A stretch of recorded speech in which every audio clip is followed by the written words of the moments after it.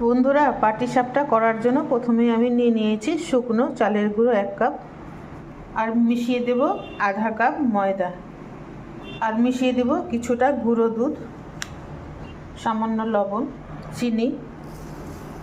শুকনো উপকরণগুলো সব একসাথে মিশিয়ে নিচ্ছি। এবার গরুর দুধ দিয়ে একটা ব্যাটার বানিয়ে নেব পাতলা। আমি হাত দিয়ে মেখে নিচ্ছি, হাত দিয়ে মাখলে ভালো হয়।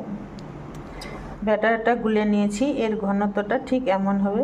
তাওয়া বসিয়ে গরম করে নিয়েছি, সামান্য ঘি দিয়ে দেবো,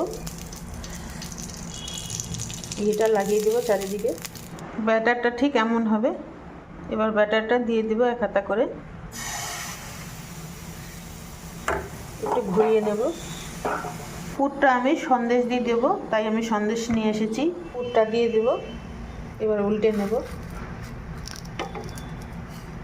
এই সহজ পদ্ধতিতে তোমরা বানিয়ে নাও পাটিসাপটা।